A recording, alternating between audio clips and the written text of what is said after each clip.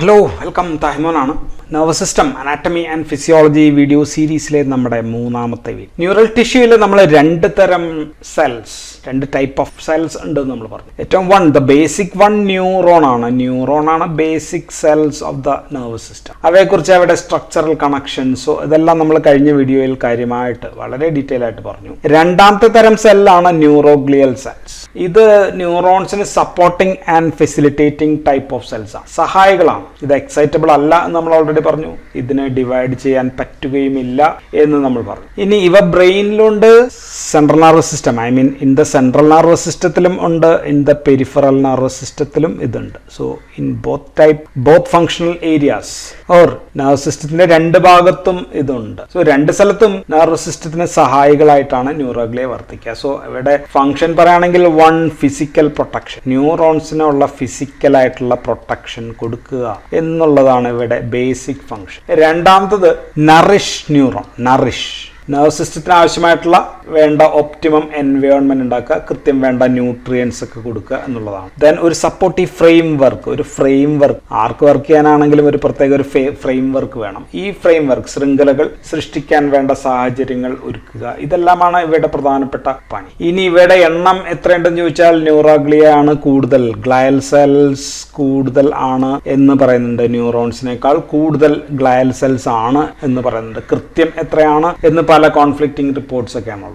And ബ്രെയിനിലെ പകുതിയും 50% is glial cells ആണ് എന്ന് കൂടി ഓർത്ത് വയ്ക്കുക. അപ്പോൾ ബ്രെയിൻ ക്യാൻസർ എന്ന് കേൾക്കുമ്പോഴത്തേക്കും actually brain cancer will be due to neuroglial cells ആണ്. കാരണം ഇതിനാണ് കണ്ടിന്യൂസ്ലി ഡിവൈഡ് ചെയ്യാൻ പറ്റുള്ളൂ, ന്യൂറോൺസിന് ഡിവൈഡ് ചെയ്യാനായിട്ട് പറ്റില്ല, മൾട്ടിപ്ലിക്കേഷൻ സാധ്യമല്ല. സോ ഗ്ലയോമാസ് എന്നാണ് നമ്മൾ ബ്രെയിൻ ക്യാൻസറുകളെ വിളിക്കുക, because it is glial cells ഉണ്ടാവുന്ന ക്യാൻസർ ആണ് ഗ്ലയോമാസ്. ഇനി ഏതെല്ലാമാണ് ഈ ന്യൂറോഗ്ലിയൽ സെൽസ് എന്ന് ചോദിച്ചു കഴിഞ്ഞാൽ in the brain and spinal cord, that is in the central nervous system, 4 തരമുണ്ട്. One is astrocytes, second is oligodendrocytes, microglial cells, ependymal cells. So 4 തരം. And in the peripheral nervous system 2 തരം cells ഉണ്ട്. One is Schwann cells, this is Schwann cell, and this is satellite cells. So മൊത്തം 6 തരം, അതിൽ 4 എണ്ണം central nervous സിസ്റ്റത്തിൽ, 2 എണ്ണം peripheral nervous സിസ്റ്റത്തിൽ. സോ നമുക്കിനി ഇവയെ ഓരോരുത്തരായിട്ട് പരിചയപ്പെടാം. ആദ്യത്തേത് ആസ്ട്രോസൈറ്റ്സ് ആണ് ഏറ്റവും കൂടുതൽ.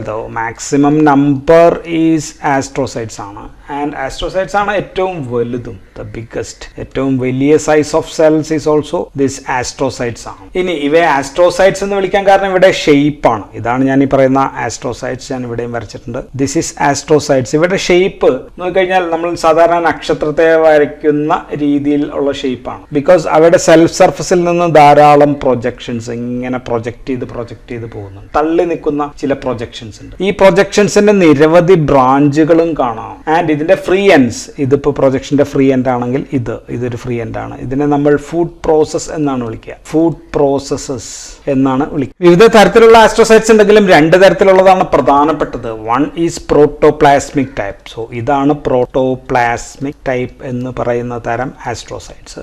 ആൻഡ് ഇതിനെ നമ്മൾ വിളിക്കുക ഫൈബറസ് ടൈപ്പ് എന്നാണ്, ഫൈബറസ് ടൈപ്പ്. ഈ പ്രോട്ടോപ്ലാസ്മിക് ടൈപ്പ് നോക്കിക്കഴിഞ്ഞാൽ അതിന്റെ ആ ബ്രാഞ്ചസിന് തന്നെ വീണ്ടും ഒരുപാട് ബ്രാഞ്ചസ് ഉണ്ട്. സോ ധാരാളം ബ്രാഞ്ചസ് ഉള്ളതാണ് ഈ പ്രോട്ടോപ്ലാസ്മിക് ടൈപ്പ് എന്ന് പറയുന്നത്. ഇതാണെങ്കിൽ ഈ ഒരു പ്രോസസ്സിന് അധികം ബ്രാഞ്ചിങ് ഇല്ല. സോ അതിനെ നമ്മൾ ഫൈബറസ് ടൈപ്പ് എന്ന് വിളിക്കും. ആൻഡ് ഇത് രണ്ടും ഇരിക്കുന്ന സ്ഥലങ്ങളും വ്യത്യാസമാണ്. ഇത് മിക്കവാറും സെൽ ബോഡി ഇരിക്കുന്ന ഭാഗത്താണ്. സെൽ ബോഡി ഇരിക്കുന്നതിനെ നമ്മൾ ഗ്രേ മാറ്റർ എന്നാണ് പറയുക. ഗ്രേ മാറ്ററിലായിരിക്കും ഇതിരിക്കുന്നത് ആക്സോണും സിനാപ്സും ഒക്കെ ഉള്ള വൈറ്റ് മാറ്ററിലാണ്. So this is in the white matter while this protoplasmic type is in the grey matter. ഇനി ഈ പ്രോട്ടോപ്ലാസ്മിക് ടൈപ്പിന്റെ ഒരു ഭാഗം ഒക്കെ നോക്കിക്കഴിഞ്ഞാൽ ഞാൻ ഇവിടെ വരച്ചിരിക്കുന്നത് അത് തന്നെയാണ്. ഈ പ്രോട്ടോപ്ലാസ്മിക് ടൈപ്പിന്റെ ഒരു ഭാഗം നമ്മളുടെ CNSന്റെ രക്തക്കുഴലുകൾക്ക് ചുറ്റും പൊതിഞ്ഞിരിക്കുകയാണ്. So this is covering. ഇത് രക്തക്കുഴലുകളാണെങ്കിൽ CNSലേക്ക് പോകുന്ന കാപ്പിലറീസിന്റെ ചുറ്റും ഇത് ഇങ്ങനെ ഒരു കവറിങ് കാണാം, ഇങ്ങനെ കവർ ചെയ്തിരിക്കുകയാണ്. അല്ലെങ്കിൽ വേറെ രീതിയിൽ വരച്ചു കഴിഞ്ഞാൽ ഇത് ഇങ്ങനെ ബ്ലഡ് വെസൽ വരയ്ക്കുകയാണെങ്കിൽ ഇതിന്റെ ഒരു കവറിങ് ഇങ്ങനെ ഉണ്ടാവും,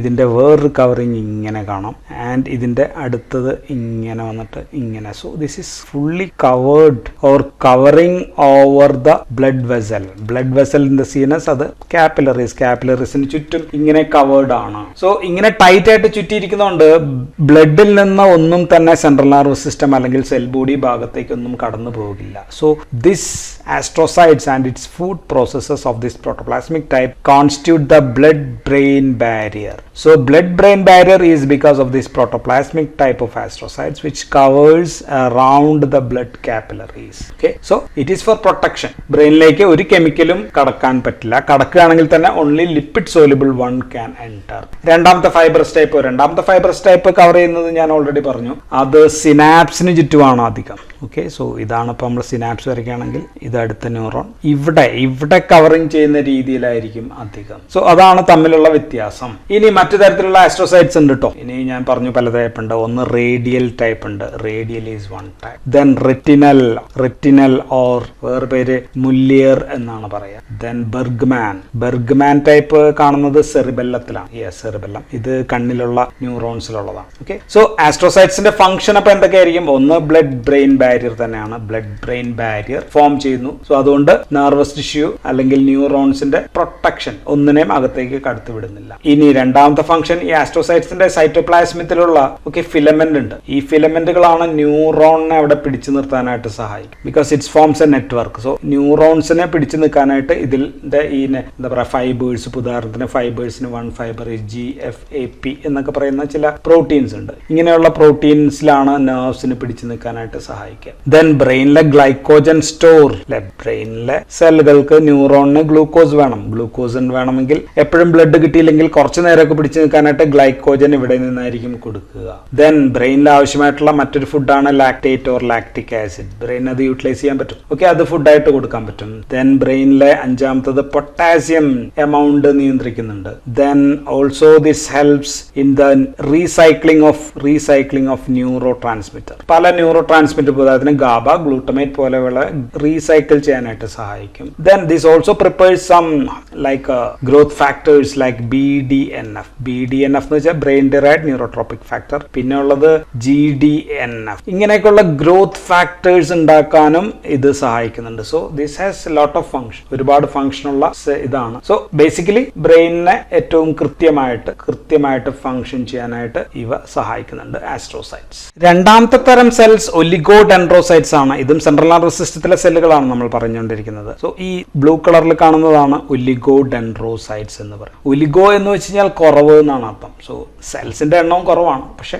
ഇതിന്റെ പ്രോസസ്സുകളുടെ എണ്ണം കുറവാണ്. മറ്റേതിനപേക്ഷിച്ച് ആസ്ട്രോസൈറ്റ്സിനെ അപേക്ഷിച്ച് പ്രോസസ്സുകൾ എണ്ണം കുറവാണ്. ദെൻ ഇത് ക്ലസ്റ്റേഴ്സ് ആയിട്ടാണ് കാണുക. മാത്രമല്ല ദീസ് ആർ ബിഗ് സെൽസ് ആണ്, വലിയ സെൽസുകളാണ്. ആൻഡ് എണ്ണം കുറവാണ്, നമ്പർ കുറവാണ്. ദെൻ നമ്പർ ഓഫ് പ്രോസസ്സസ് കുറവാണ്. Then these scene as clusters, പല ഗ്രൂപ്പുകളായിട്ടാണ്. ആൻഡ് ഇവയുടെ ഫംഗ്ഷൻ എന്താണെന്ന് വെച്ചാൽ ഇതാണ് ഇത് മഞ്ഞ കളറിൽ കാണുന്നത് ന്യൂറോൺ ആണെങ്കിൽ ഇത് ഇതിന്റെ ആക്സോൺ ആണ്. ഈ ആക്സോണിന് ചുറ്റും നോക്കുക, നീല കളറിൽ ഞാൻ വരച്ചിരിക്കുന്നതാണ്. ഈ ആക്സോണിന് ചുറ്റും കവർ ചെയ്തിരിക്കുകയാണ്. സോ ഇത് ആക്സോൺ ആണെങ്കിൽ ഇത് ഒലിഗോഡെൻഡ്രോസൈറ്റ്സ് ആണ് ഈ ബ്ലൂ കളറിൽ കാണും. So this is covering the ആക്സോൺസിനെ അല്ലെങ്കിൽ നെർവ് ഫൈബറിനെ കവർ ചെയ്യുകയാണ്. So this forms the myelin sheath ഉണ്ടാക്കുന്നത് in the central nervous system അത് ഒലിഗോഡെൻഡ്രോസൈറ്റ്സ് ആണ്. മയലിൻ ഷീത്ത് ഉണ്ടെങ്കിലാണ് it can speeds up protection and speeds up the impulses. So in the central nervous system the myelin sheath is because of oligodendrocytes. അത് മറക്കണ്ട.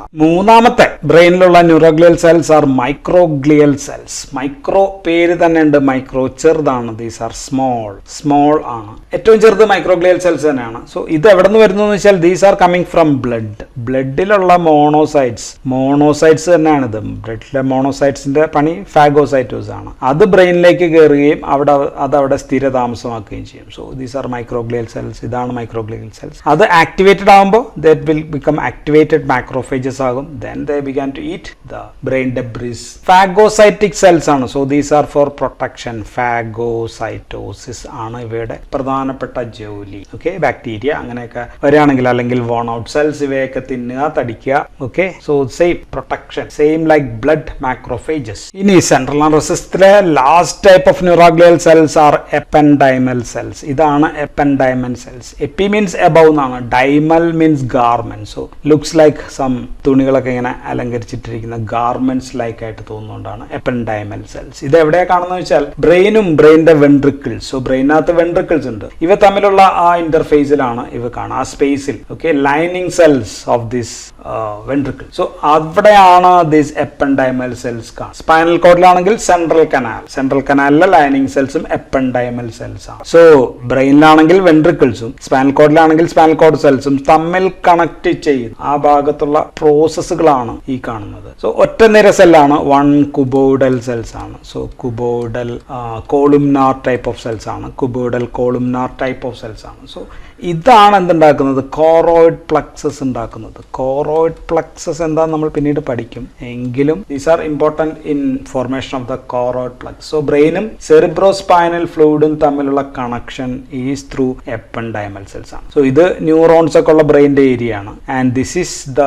CSF. Okay, ഇവിടെ CSF ആണ്, ഇവിടെ എപ്പൻഡൈമൽ cells, അത് കഴിയുമ്പോഴാണ് ബ്രെയിൻ. സോ ഇൻ ബിറ്റ്വീൻ രണ്ടും തമ്മിലുള്ള ആ കണക്ഷൻ കൺട്രോൾ ചെയ്യുന്നത് എപ്പൻഡൈമൽ സെൽസ് ആണ്. Okay, so this forms the brain CSF barrier. ബ്രെയിനും സെറിബ്രോസ്പൈനൽ ഫ്ലൂയിഡും തമ്മിലുള്ള ബാരിയർ ഉണ്ടാക്കുന്നത് എപ്പൻഡൈമൽ സെൽസ് ആണ്. And they form the choroid plexus. So central nervous സിസ്റ്റത്തിലെ 4 സെൽസ് കഴിഞ്ഞു. ഇനി നമുക്ക് കാണാനുള്ളത് പെരിഫറൽ നെർവസ് സിസ്റ്റത്തിലുള്ള ന്യൂറോഗ്ലിയൽ സെൽസ് ആണ്. One is satellite cells. Satellite cells ആണ് ആദ്യത്തേത്. സാറ്റലൈറ്റ് എന്ന് വെച്ച് കഴിഞ്ഞാൽ ഇപ്പോൾ ഇത് ഭൂമിയാണെങ്കിൽ ഇതിന് ചുറ്റും ഇങ്ങനെ ചന്ദ്രൻ ഇങ്ങനെ കറങ്ങിക്കൊണ്ടിരിക്കുന്നു. സോ ചന്ദ്രൻ ഇസ് എ സാറ്റലൈറ്റ്. നമ്മൾ വിടുന്നതും സാറ്റലൈറ്റ് ആണ്. So that means it surrounds the central cell. Central cell ഏതാണ്, നമ്മുടെ സെൽ ബോഡിയാണ്. ന്യൂറോണിന്റെ സെൽ ബോഡിയുടെ ചുറ്റും ഇങ്ങനെയുള്ള ഒരു എന്താ പറയുക single line of cells, flat cells, flat ആയിട്ടുള്ള കുറച്ച് സെല്ലുകൾ ഇങ്ങനെ അടുക്കി വെച്ച് കഴിഞ്ഞാൽ അങ്ങനെയുള്ള സെല്ലുകളെയാണ് നമ്മൾ സാറ്റലൈറ്റ്സ് ടൈപ്പ് ഓഫ് സെൽസ് എന്ന് പറയുക. ഓക്കെ, സോ സെൽ ബോഡീസ് എവിടെയാണ് കൂട്ടമായിട്ടിരിക്കുന്നത്? സെൽ ബോഡീസ് കൂട്ടമായിട്ടിരിക്കുന്നത് ഗാംഗ്ലിയയിലാണ്. So these